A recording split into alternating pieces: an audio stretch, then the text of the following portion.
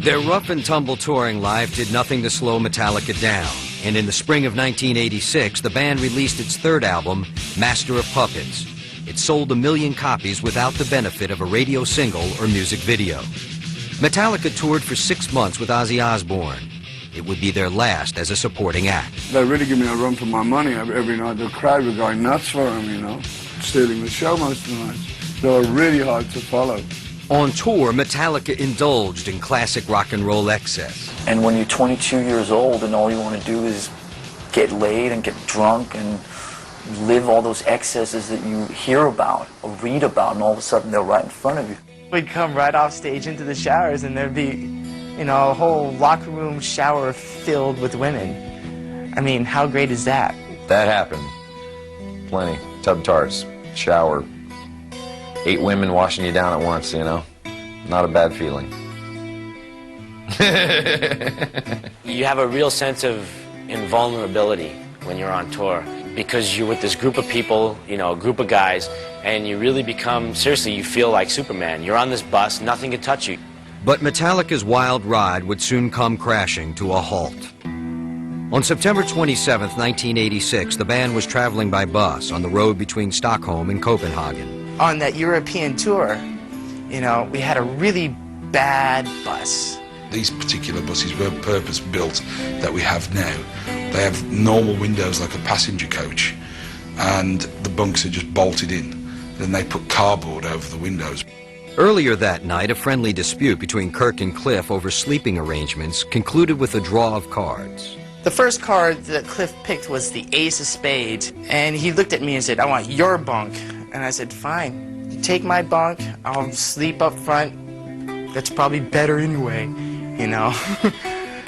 Later on that night, at about 5 or 6 in the morning, I heard a skidding, I heard a vibration, and then this motion. I thought we were going off a cliff.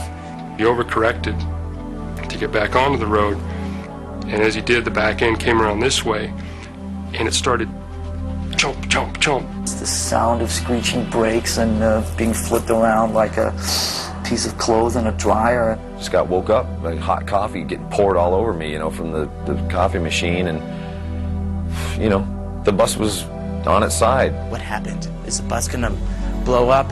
I jumped out of the bus, took off, did the 100-yard dash in about 7 seconds flat. And we're standing out there in our underwear and, you know, 10 below. And I heard everyone screaming except for Cliff. And I thought, oh my God, something's wrong. Seeing the bus driver just, you know, freaking, frantic.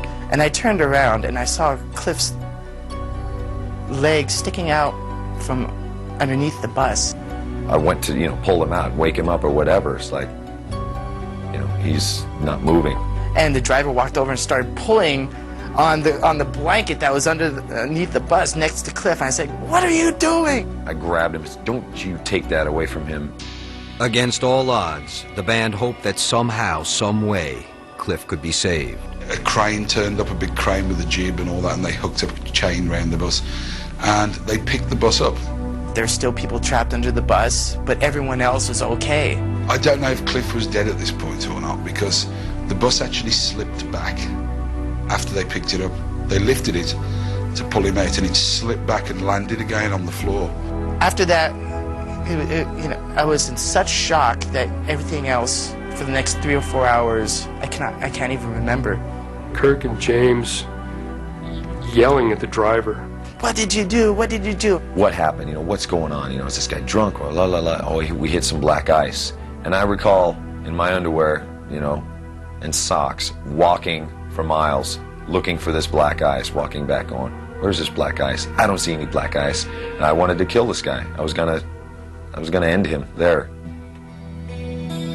Early Saturday morning, September 27th, 1986, on the road near Ljungby, Sweden, Cliff Burton died. He was 24 years old. He just got thrown out the window and boom, the bus landed on him, and basically, by all accounts, I mean, he never woke up. You know, to this day, I just think, you know, it could have been me, it couldn't have been me, but it's never left me to this day. You always feel protected on tour. Nothing bad can happen like this. It's not allowed. You know what I mean? This is rock and roll, man. Nobody dies. but they do, and it had happened, and it was hard to grasp that. Drinkers we were. We went back to the hotel and just drank, you know. I remember at 4 o'clock in the morning, I could hear James down on the street, drunk, screaming, Cliff, Cliff, where are you? And when I heard that, I just broke into tears, you know. Within hours, news of Cliff's death reached Metallica's fans in America. One such fan was Flotsam and Jetsam bassist Jason Newsted. I remember tears hitting the newspaper. Killed in Sweden, Metallica bassist Cliff Burton, 24 years old or whatever, and I'm just lost it. Lars, James, and Kirk returned to San Francisco to attend the funeral of their friend and bandmate. Lars took over from then on, and, you know, in all fairness to Lars, without Lars Ulrich, that band wouldn't be where they are today. With the added pressure of a Japanese tour scheduled to begin within a month, the band auditioned 40 prospective bassists in San Francisco. I can remember those auditions just being really, really bad because we were drinking throughout the whole thing. We were still grieving, obviously. We tried out quite a few people. Les Claypool from Primus was actually one of them. Lars was all, "You're not used to playing this kind of music, are you?" And I was like, "No, hey, you know, you guys want to jam on some Isley Brothers tunes, you know?" And nobody laughed at my joke. He was too good. He was like, "Okay, you got your own thing," you know. They never called me, and I wept like a little girl.